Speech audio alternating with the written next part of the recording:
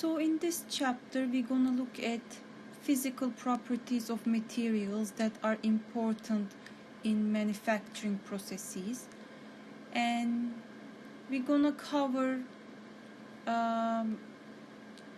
physical properties like density, melting point, specific heat, thermal conductivity, electrical and magnetic properties, corrosion and corrosion resistant materials, and how they are related to design and manufacturing. It is important to understand why, for example, electric wiring is made of copper, right? Why aircrafts are made up of reinforced plastics, and why for high-speed cutting equipment we need lightweight components, etc. So let's start with density. Density basically is the mass per unit volume by definition, and most lightweight materials currently exist. These are aerogels, either made from silica or graphene. Basically think about a gel where they removed all the air and there is just silica framework like shown here left, or graphene left. And there is also micro lattice. You guys can watch YouTube videos and read about the suggested reading material links shown here if you're interested.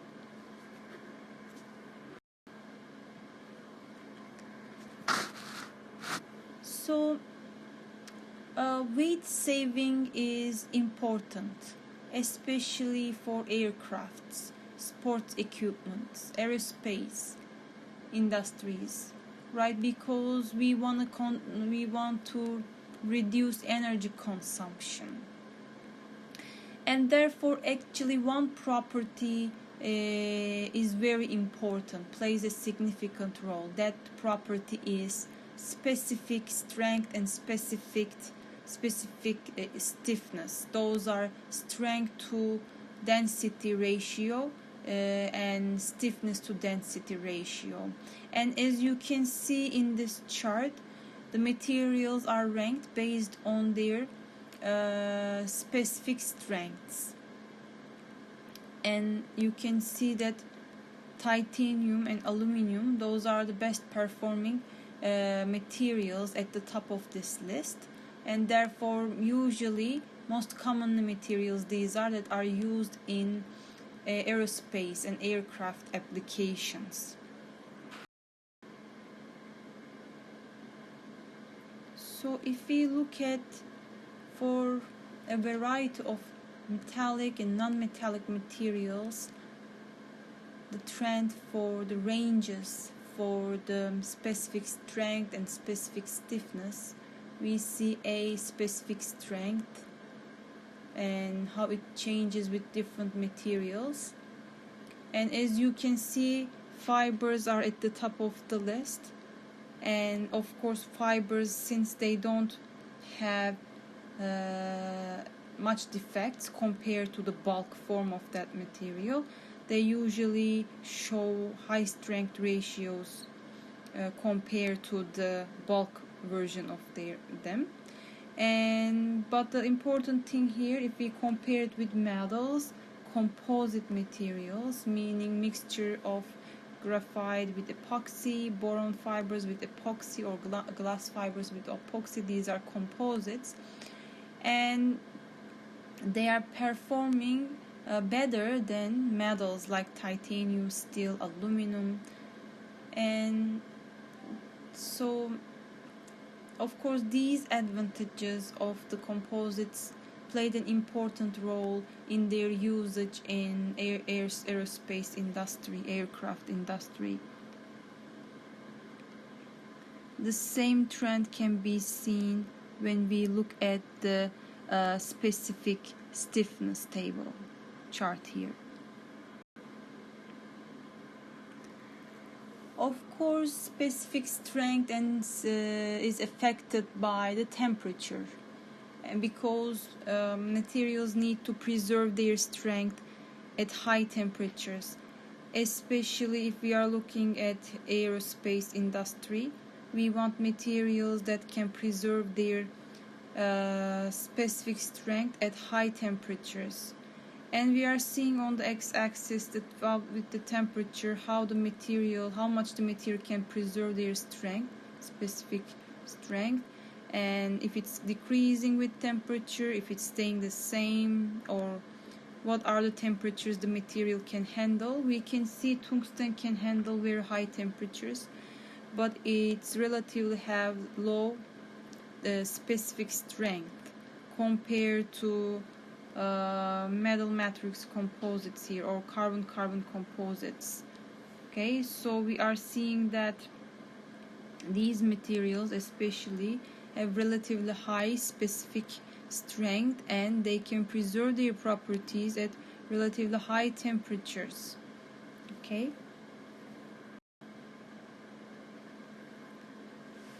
So melting point, of course, very important in manufacturing, especially when we are doing casting. We need to first melt the material and then shape it, right? So, and many important temperatures in manufacturing is related with the melting point. For example, creep temperature is half times of that melting point. So creep, for example, important for tools and dies that we use in manufacturing. And of course, as I said, in casting, melting point of the metal is important. And pure metals usually have definite melting point. But when we have an alloy, that can be a range that the material can melt. So of course, also important, remember, when we do recrystalization or heat treatments and hot working, all those processing techniques will require the information of the melting point. So some thermal properties here is specific heat. Specific heat is important because it gives us the energy that is necessary to heat 1 kilogram of a material for 1 degree. Okay, so this is the definition of specific heat. So this is showing you the experimental setup, how the specific heat is measured. They are measuring the energy input per kilogram and how it changes with temperature, and based on this equation, the slope gives you the specific heat. So why is specific heat is important in manufacturing? It's because you need to understand what specific heat represents. Specific heat is actually the energy storage capability of a material. How much energy that you need to give before you actually observe the change temperature of that material. So this is important in forming and machining operations.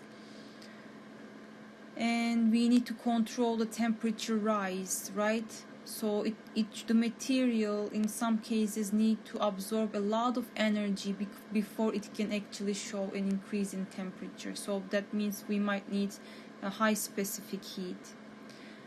So if there is an excessive temperature rise, like if the material has low specific heat, for example, you can easily increase its temperature with little bit energy absorption, then that means it decreases the product quality, because whenever the material is exposed to heat, it is going to affect its surface structure, like oxidation, corrosion, and of course this affects the dimensional accuracy. So can cause excessive tool and die wear. That is also true, as the heat will if the heat will change the temperature quickly, then it can damage the tool and die that we are using in the manufacturing. And of course, it will result in metallurgical changes in the material that you are trying to shape. Because if the temperature in the material can easily increase, then that means, if you guys remember from the phase diagrams, the material can obtain a different phase structure than the desired one, and this can, of course, the structure controls the properties, and you might not end up with the desired property in your workpiece. So what is thermal conductivity? It is basically the rate at which the heat flows through the material. An equation is given. The heat flux, meaning the energy per time per area that is flowing through the material, is equal to thermal conductivity lambda times the temperature gradient. Temperature gradient is between the 2 points of your specimen, temperature difference along the thickness x, so that's the temperature gradient. So basically metals have a very high conductivity, but this is because of their bonding structure, metallic bonding. Electrons flow freely in their structure. But when we have ionically and covalently bonded materials, these are ceramics and polymers, they have poor thermal conductivity. And alloying elements, if we add alloying elements, this can significantly change the thermal conductivity of alloys as they compare to their pure metals. So in this example, we are seeing in this chart, we are seeing that how the thermal conductivity of copper is affected by the addition of zinc. So you are seeing as we add zinc, the thermal conductivity of the copper is decreasing. So in case you need to control the thermal conductivity of a material, you can add elements. You can have different alloys with different thermal conductivities. Of course, thermal conductivity is very important in manufacturing, especially when we are thinking about cooling fins, right? When we need to take away the heat very quickly, and when we are doing die casting, molds needs to molds needs to extract the heat very quickly, or cutting tools. So those places where we want high thermal conductivity. Of course, there are instances in manufacturing where we want materials with a low thermal conductivity, like handles for pots and pans, like insulation in the furnace linings, etc. And there are lubricants are used in manufacturing, usually to prevent the friction and reduce the applied forces to the metal that we are working on. And these lubricants can act as insulators, and that can also affect the removal of heat from the workpiece or the dies and tools, and that can also affect your performance of your tools and die and manufacturing equipment, or affect the structure of the material that you are working on. Okay, thermal expansion coefficient. It is the amount by which a unit length of the material will expand when the temperature rises 1 degree. As you can see, we also call it linear expansion coefficient, because while testing the material is led to expand only in one dimension. And you can see it is like the strain, in this case thermal strain, delta L over L, and is equal to thermal expansion coefficient times the temperature change. Okay, so why this is important? Because it has significant effect. For example, usually materials are assembled together in electronic and computer components or cutting tools. Materials are assembled together. Of course, their relative thermal expansion coefficient will change how much they expand relatively to each other when they are exposed to heat, and that can create stresses, especially when thermal expansion in conjunction with the thermal conductivity, that can create thermal stress, because we don't want very large thermal expansion differences in between two assembled materials, and we want the heat to conduct away as quickly as possible, right? Those things, if doesn't happen, like if we don't have high thermal conductivity and low thermal expansion when two materials are assembled together, then that can create stresses, and then therefore those stresses can reach the values to the fracture stress or fracture strength of the material or yield strength of the material, and your material will fail. Okay, so thermal stresses can also be called anisotropy of thermal expansion, meaning materials expand differently in different direction.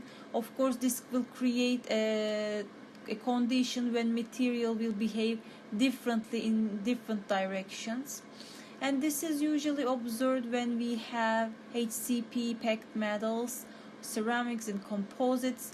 Such thermal stresses, thermal anisotropies, can lead to, as I said, stresses, and this can lead to cracking, warping, and loosening of the assembled components. And one of the materials that is used to solve these kind of problems, as you can see in this figure, is called INVOR. These materials have a very low thermal expansion coefficient, and in critical applications where we don't want dimensional change with heat, these are iron nickel alloys, and these materials are generally used when the low thermal expansion is necessary for an application.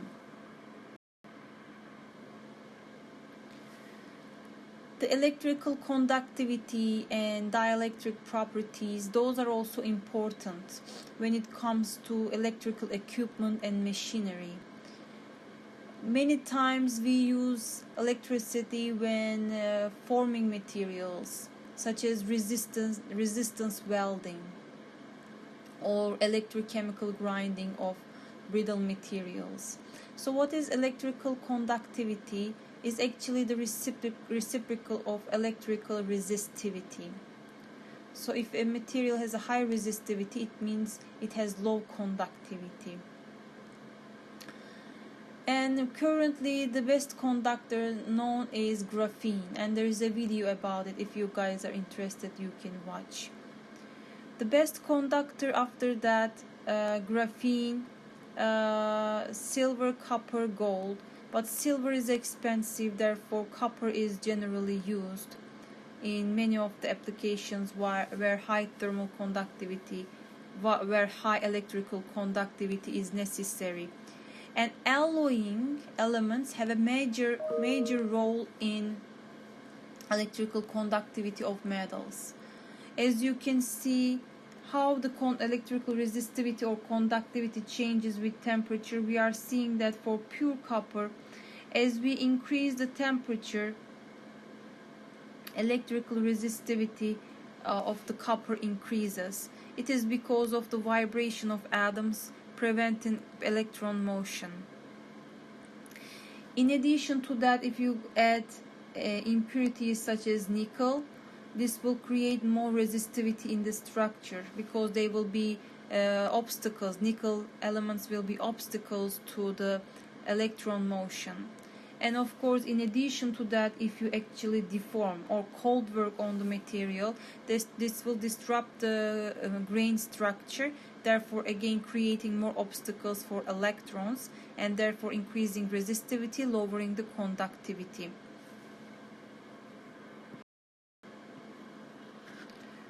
So what is dielectric properties mean?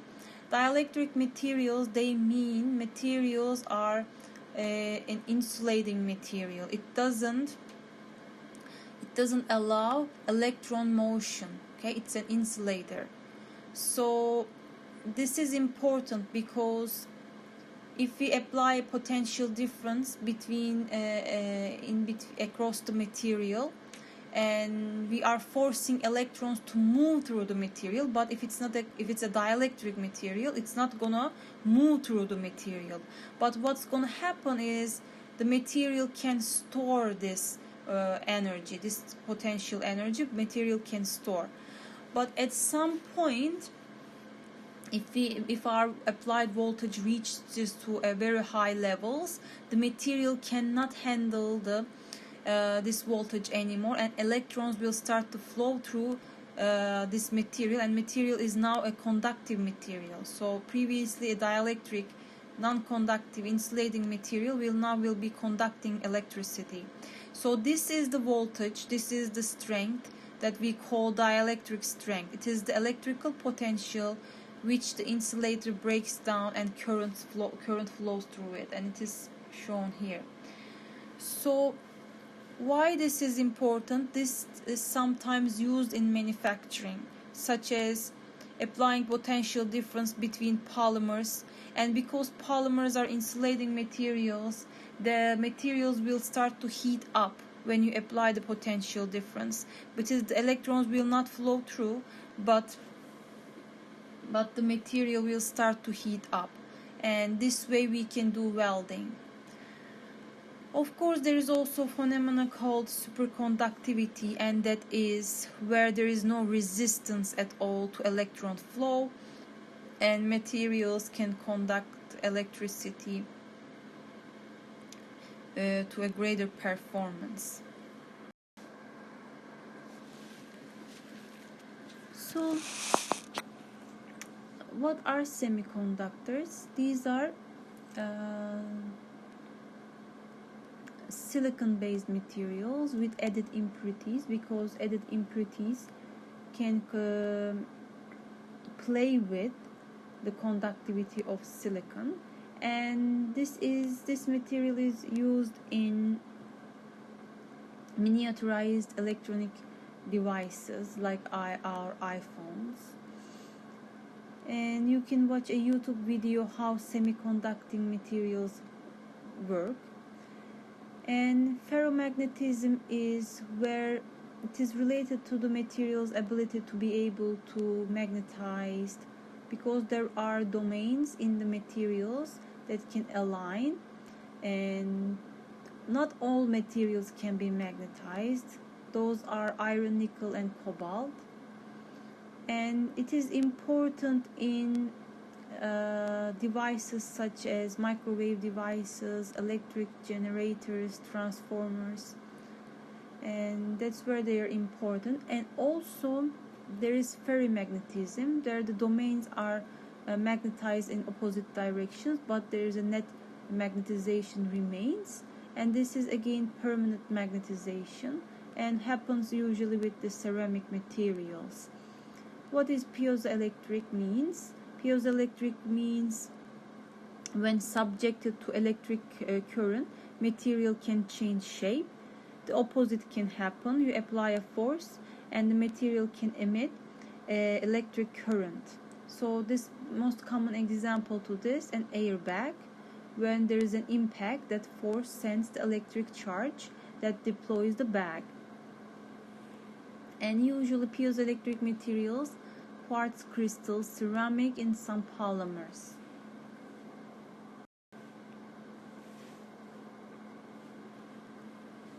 Some magnetic properties like magnetostriction, that is where we change the shape of the material, expansion, contraction, and it is where the material can emit a magnetic field. The opposite can also happen. You apply magnetic field and material can change dimensions.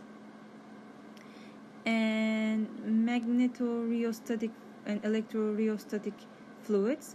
These are fluids when they are exposed to magnetic and electric fields, their viscosity is changing. Okay, and there's a very good example video that you guys, if you guys are interested, you can watch. So it is possible to control the viscosity of a material. It's like going from a liquid to solid with the application of magnetic electric fields. That is what is happening. Okay, the viscosity is changing. Of course, the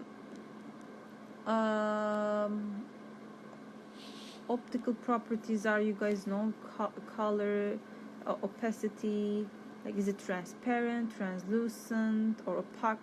These things when we call optical properties. Of course, we can go more into depth on these topics, but just to give you an idea, brief idea, which properties will be important in manufacturing.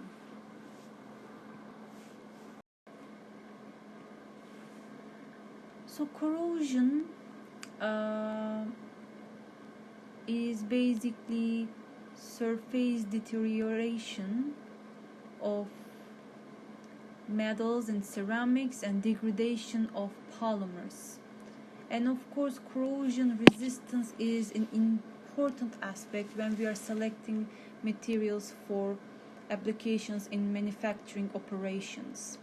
It is especially important at elevated temperatures. Corrosion is a major concern when we have elevated temperatures. Of course, in manufacturing, we sometimes have to work at high temperatures, and this creates possibility for tools and dies to corrode, because at high temperatures, basically corrosion is a diffusion process.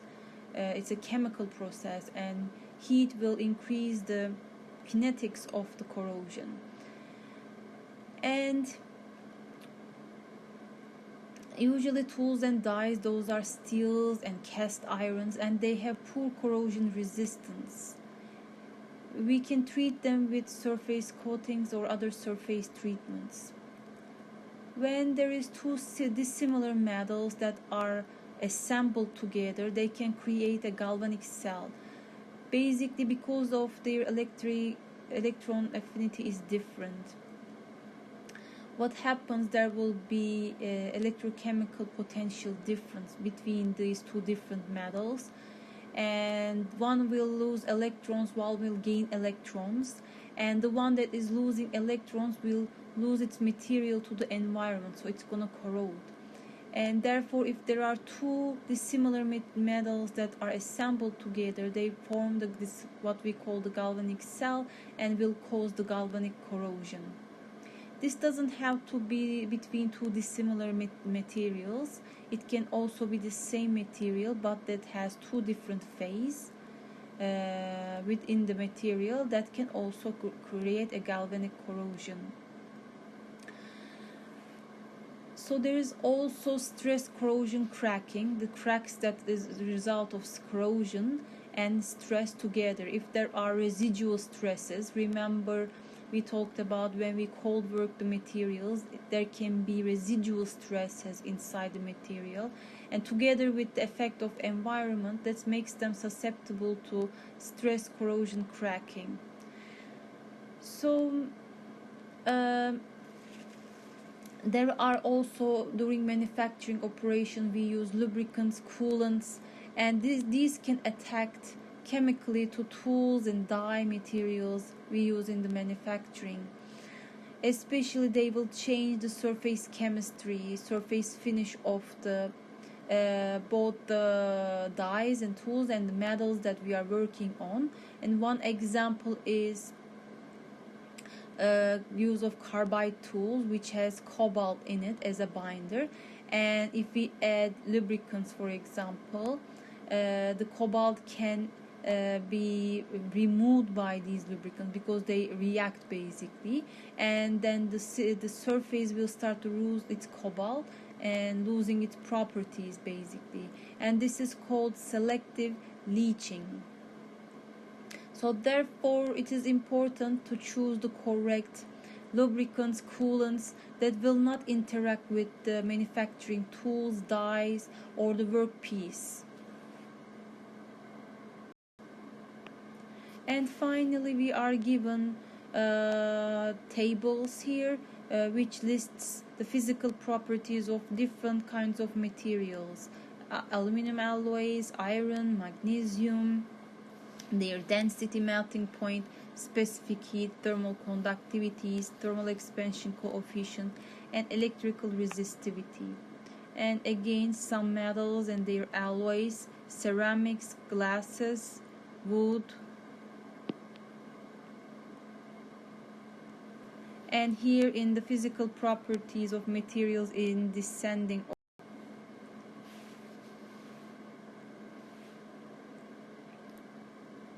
So we see that tungsten, for example, has a very high melting point.